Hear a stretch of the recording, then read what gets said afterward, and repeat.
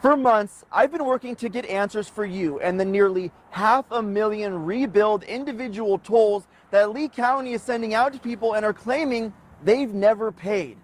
I've heard your frustrations, and as your Cape Coral community correspondent, during my last story when Lee County wouldn't answer some of my questions, well, I'm now taking your concerns to state leaders for you. I received a notice in the mail saying that I owe $735 for tolls. So whether it's hundreds of dollars or two, the concern I continue to hear from Cape Coral drivers like Brandy. There's no way that I didn't pay my toll bills from 2 years ago unless they simply weren't billed. Even compared to drivers I talked with last year, they all seem to drive home the same basic point. Why am I getting billed from 3 years ago?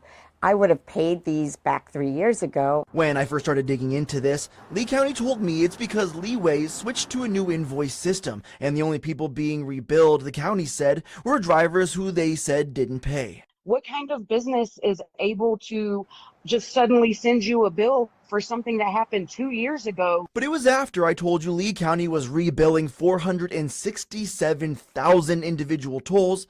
The comments on my Facebook page, like this one from Gigi, drove me to ask county leaders if these tolls, with some dating as far back as 5 years ago, should be forgiven. Lee County spokesperson never responded to my question, so I sent the same question to our Southwest Florida Congressman Byron Donalds, who did respond, and in a statement said, quote, "If you haven't billed someone for 5 years, don't come looking for the money now. This is a Lee County government problem, not a Lee County people problem.